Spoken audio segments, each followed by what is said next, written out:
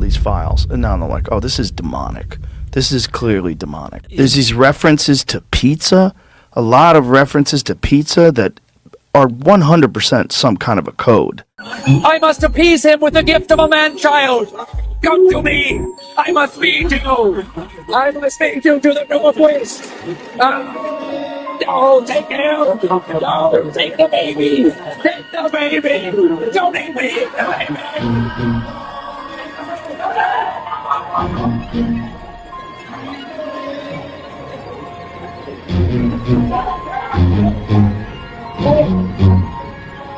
I'm sure the baby will be fine. Because I have this crazy idea that I will order pizza. And so if I do, I don't want it to go to waste. Who will eat pizza if I... Jennifer? Yes? Harrison? Turning the Oscars into an everyone's invited dinner party with dinner. That's kind of what the connection became. And you can...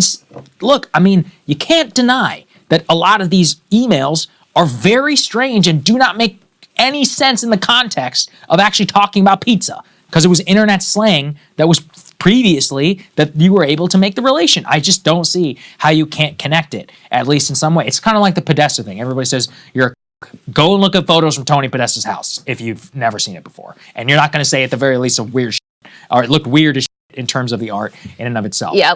Let me read one of these pizza ones again. This is better than a Chinese cookie. See attached. Let's go for pizza and grape soda again. No one else can understand. Does that seem like a normal thing that you draw your own a conclusions. Couple of billionaires be sending to each other? There was also a lot of language that appears to be coded regarding food. I wanted to let you know the crew really appreciated the pizza. Another email read, this is better than a Chinese cookie. See attached. Let's go for pizza and grape soda again. This one talks about, yeah, that's the pizza. You mean radiating a soft glow with the look of bliss and excitement. There's one more, I think, in this list as well. Sorry, I have no stomach for even the slightest aggro. I don't have the stomach for it for any drama, imaginary or real. I'm still fragile off the last one and scared of shadows. This is in response to some videos that were shared where Jeffrey Epstein himself says, I watched all of these videos, don't send any more. And then Ghislaine is like, I can't stomach any of this. What the did you send that Jeffrey Epstein was like, no more? Like we had this sort of vague understanding, you know, but when you see in the email, like clear evidence that they're talking about children. In pretty obscene ways. Horrifying ways. So that was the thing that, like, even when I talked to Mike Benz about that, he was sort of incredulous about that. It's like, I don't think they would use children. It just doesn't make any sense if they got caught, but it just seems like if Mike Benz was incredulous, I know. That's pretty big. I just don't think we really knew until we saw those files come out. Yeah. And then you go, oh, well, there's no denying it now. My position on it is completely shifted. I thought there's probably some really sick people that have an appetite for that, but I hadn't seen any real evidence for it until these files. And now they're like, oh, this is demonic.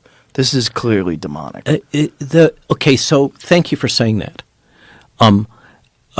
I'm somebody who was raised a Christian and went to Bible school and that kind of stuff as a kid, and youth groups, and then growing up in Central Coast of California, let's say, veered in different ways. Mm-hmm. But the experiences that we've encountered over the last half a dozen years, it's hard to come up with a language to express what we're observing in the world other than the language of theology. Well, demonic by action. So whether or not demons exist, if they did exist, that is how they would behave. They would prey on children and torture children. And there was the one where there was a suggestion when a child was praying to Jesus that, like, there was a joke that someone should dress up like Jesus. Did you see that one, No, Jamie? I'm not watching this stuff. I don't even want to. Yeah. I don't even want. People send it to me, and I go, okay, because I'm, for the most part, off social media. But every now and then, someone will send me something that I have to look at. I'm like, oh my God. Yeah. And these are emails back and forth. There's one of them where Epstein says, I enjoyed the torture video. There's these references to pizza, a lot of references to pizza that are 100% some kind of a code. Yeah. And then it brings you back to Pizzagate. Yeah. And which was widely dismissed. You know, Yeah. everybody's like, oh, this is a bunch of Here it is. She said she felt God's presence next to her when she was in bed. She knows that Jesus watches over her, and he helped save her life. And then he writes, whoops. And then in response, Jeffrey Epstein says, you should dress up as him when you see her. It is dark. You should dress up like Jesus when you see her. What the And well, look at the You're line. talking about a little kid Look that's at the praying line. to Look at the Jesus. line above it. How Of am I course. supposed to interpret "I'm coming" trick? The OH Jesus, I'm coming trick. It's just the whole thing. But so we see this darkness. It involves leaders in academia, in science, in industry, in politics. Yeah. And it just, I remember a point in this arc of the last 6 years where a film crew came onto my farm and wanted to shoot some segments. And they were talking this, and frankly, I thought it was crazy talk. I kind of smiled and tried to be civil and nice, not contradict them, about the New World Order. And then along comes, then my wife one day says, hey, you ought to look at this book from Klaus Schwab. It's called The New World Order.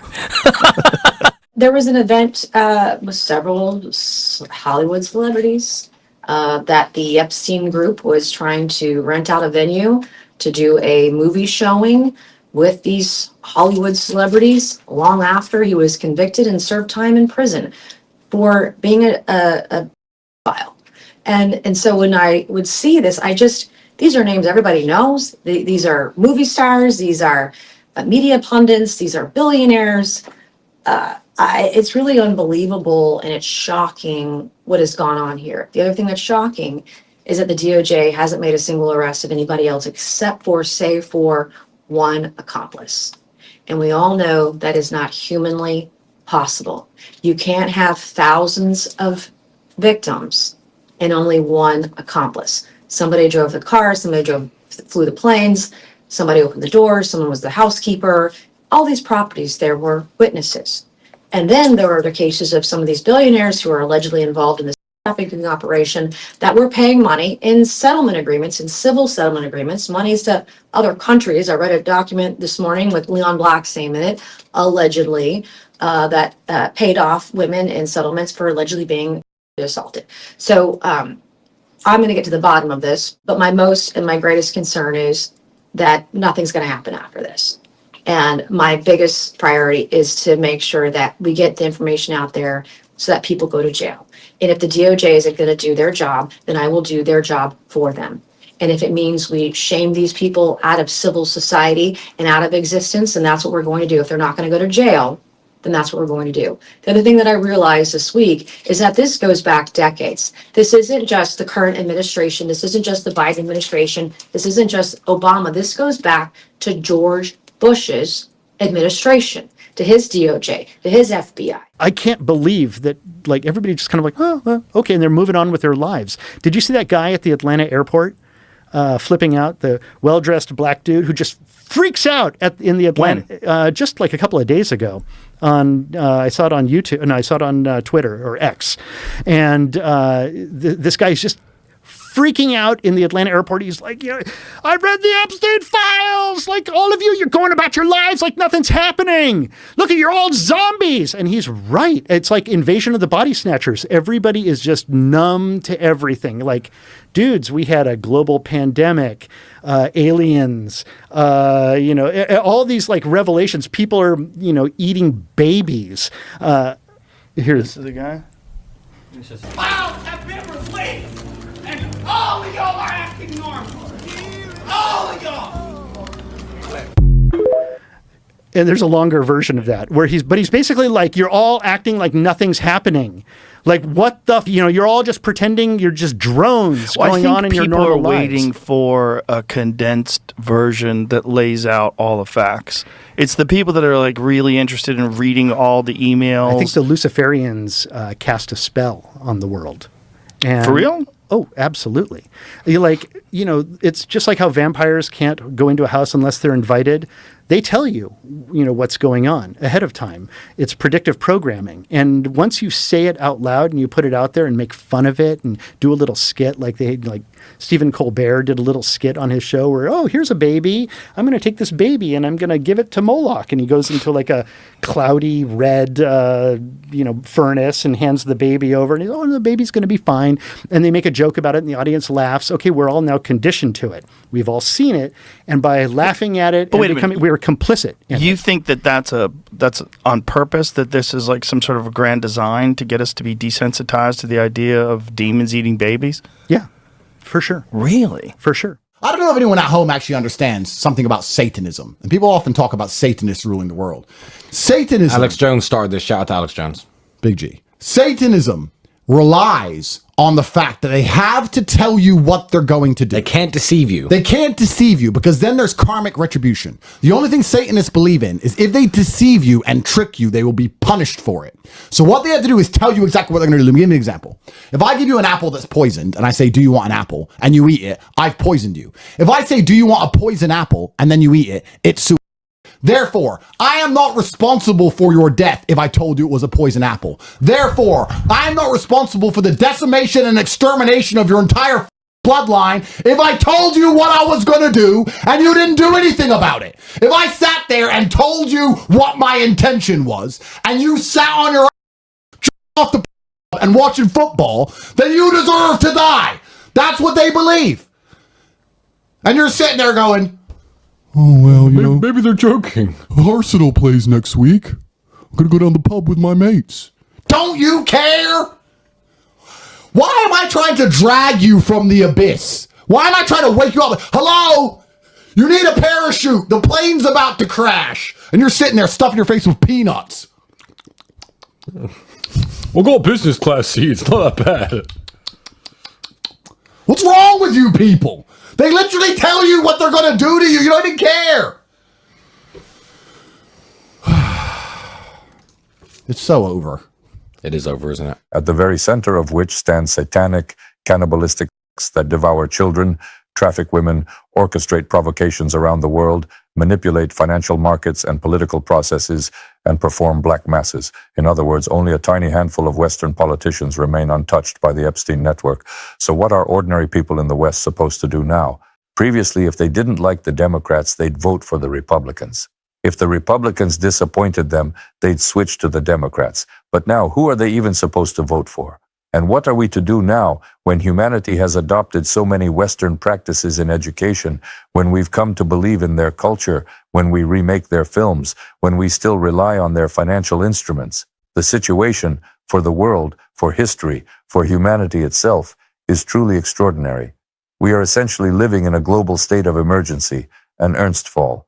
No one any longer has guaranteed sovereignty.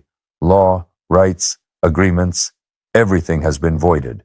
And with elites tied to Epstein's island, that should come as no surprise. For them, there are no red lines at all. You see, this satanic elite can simply decide that Putin is evil, or that the Iranians are evil, or that Xi Jinping is evil, and then launch a nuclear war that destroys humanity. By the way, Epstein himself funded the construction of bunkers for that very elite.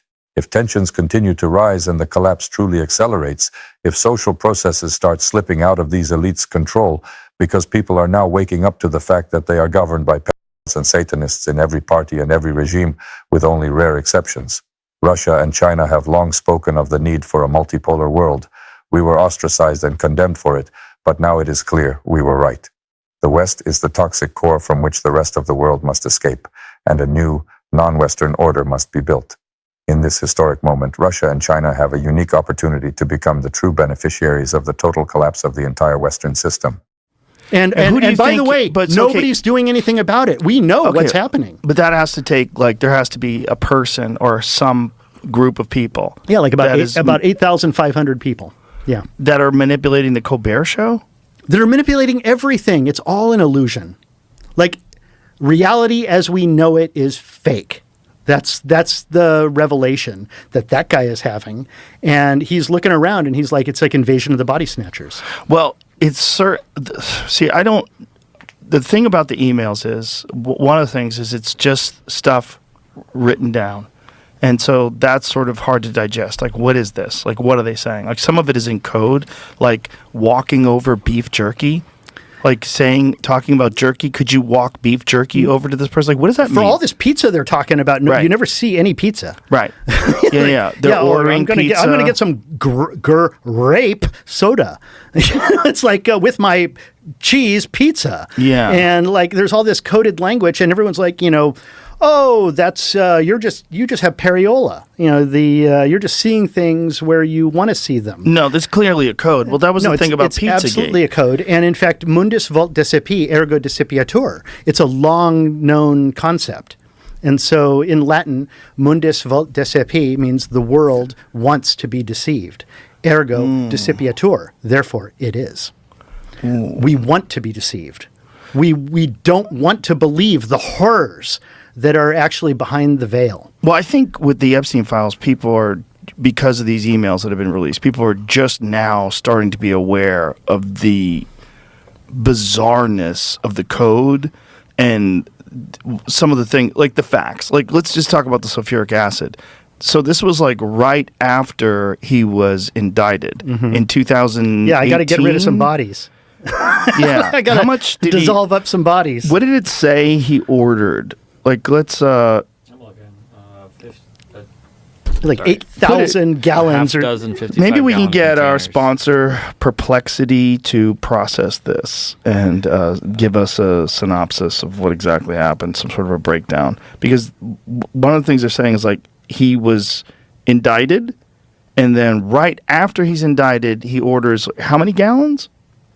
6 55-gallon containers full of sulfuric acid. Jesus Christ. Jesus Christ. What? They're eating babies, man. Like, that's Do you think so that you think is real? So well, yeah. Not only that, I think that there's sacrifices going on every day in Los Angeles. I mean, allegedly, like high level musicians, let's say, high level female musician is like killing chickens every day, doing sacrifices. Like high level. Well, I don't want to say. I don't want to say names because I don't want to get sued.